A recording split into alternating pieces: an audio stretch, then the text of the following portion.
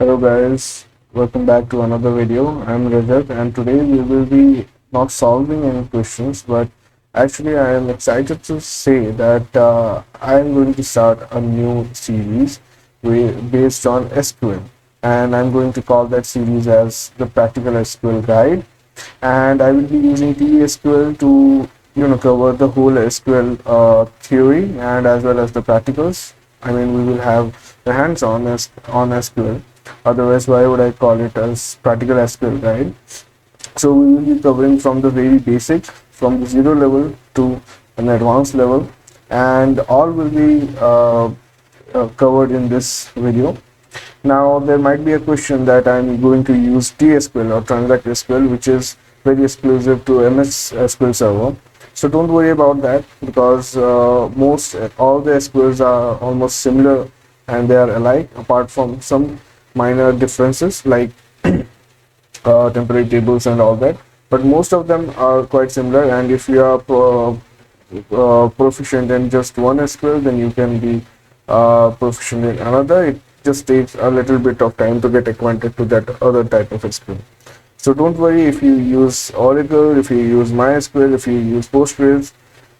This SQL series will be covering from the very basic of SQL from to the very advanced. Not very advanced, I wouldn't say, but yeah, to the pretty advanced level.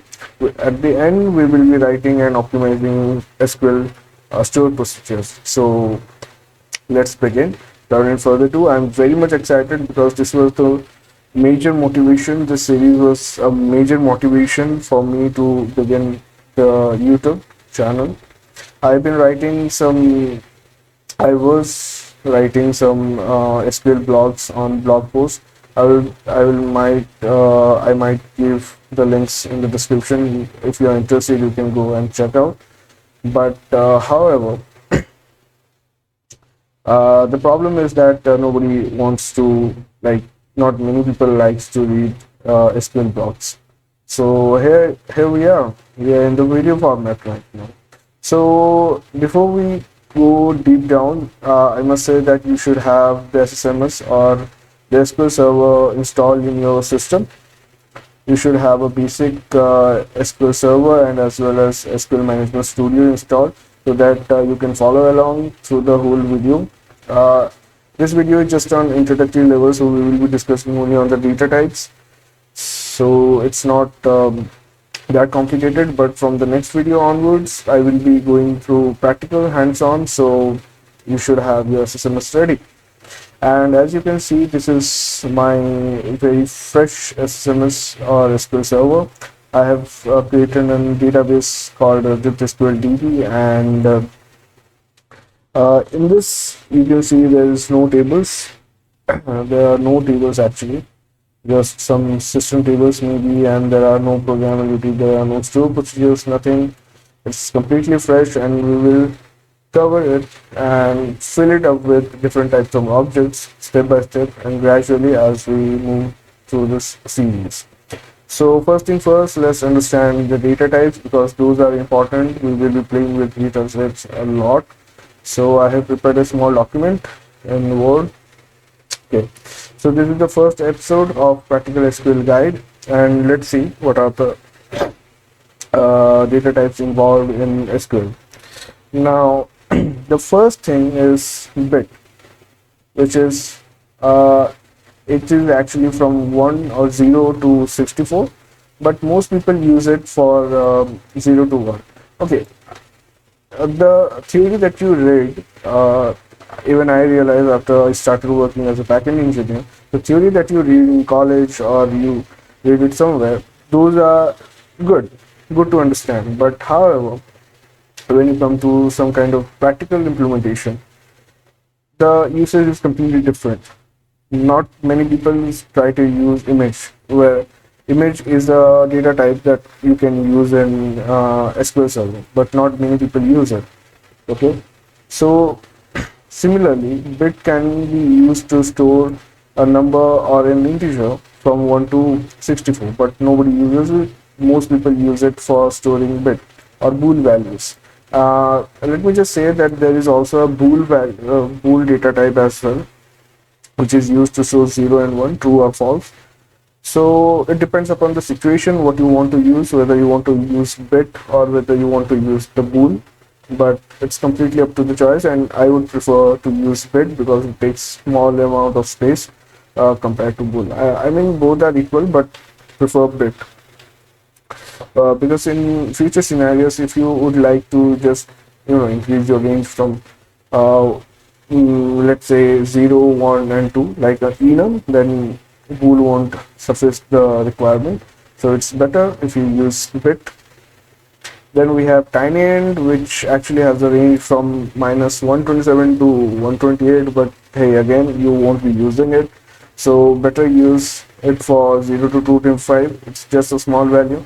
Like if you want to use it in perspective, like you want to store a value from 1 to 10 or 10 to 20, you can just use TinyInt. Don't use int, because int, as you can see, it has a longer range, so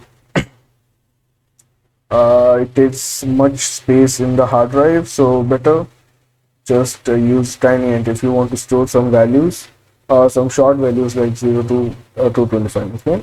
Then we have int. The range that you are looking into here is signed integer. And if you want to go through what is the unsigned integer, then just add these two numbers without the minus, obviously.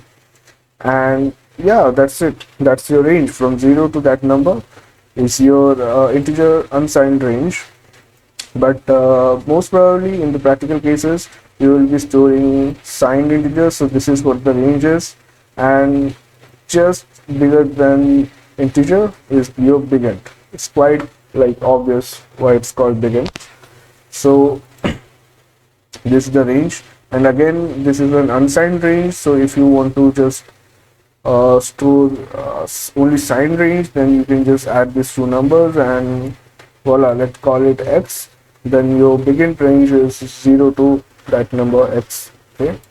Now we have float. Float is not that much used, but instead of that, I'd prefer using decimal, where m is the precision and n is the scale.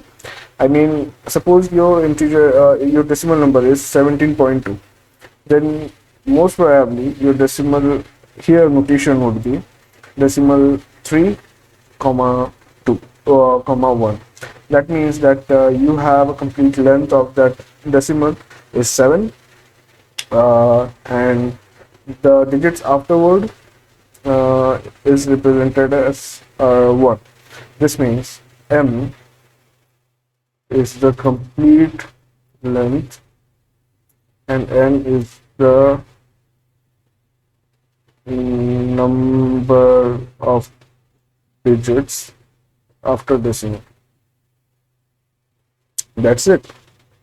This is how you can remember how to use decimal m and n, and specifying m and n is very important, so you have to mention it anyways. Now let's move on to unique identifier. It is the most I think one of the most commonly used data types, but not many people know about it. Since on a practical note they all know about it, but when we come to theoretical, then nobody knows about it. I never knew it before I joined a company. So what are GUIDs? You have probably seen this kind of number.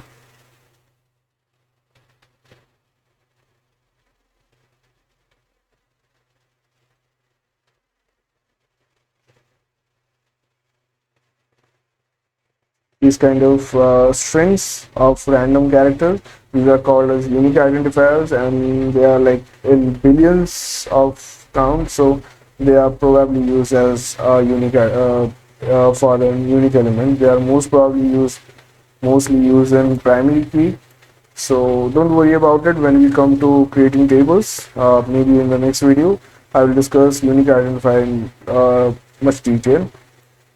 And then we have date time and date time offset. They are pretty much the same, and as you can just guess from the name itself, date is used to store a date only. Then we have date time, where you can use date plus time, and then we have date time offset, that is what is the offset? What is an you can just in date time offset you can create you can store date plus time and plus offset. That plus 500 that you see in any time notation, or 530 that is from the increment from the GMT, is called as an offset. So don't worry much, don't take much hassle for what understanding what offset is. It's just something plus the date time, current date time. Okay. Then we have another very commonly used data type, that is varchar and nvarchar. Now they both are pretty similar. Just to remember one thing, that varchar uses 1 byte to store one character, whereas nvarchar uses 2 bytes to store one character. So let me just give a notation here. So varchar 30 will actually store 30 characters, whereas nvarchar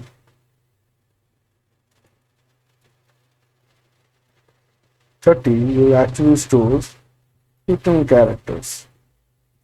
So remember that. And whenever you are writing varchar or nvarchar, you should keep this in mind, that how they store each character. And also you have to mention n, which is the number of characters or the number of length of characters you want to store. And in the place of n, if you give max or -1, then they have a limit up to 2 GBs, following the same instruction as 2 bytes for nvarchar and 1 byte for varchar. Okay. Then we have user defined tables. This is a very advanced thing. Like, you won't be using it just in your normal queries, but rather you will be using them in writing stored procedures and executing stored procedures.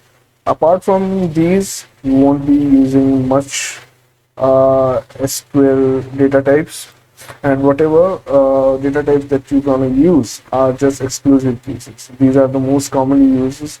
So we will be holding on to this list, and we will march forward in the series using these.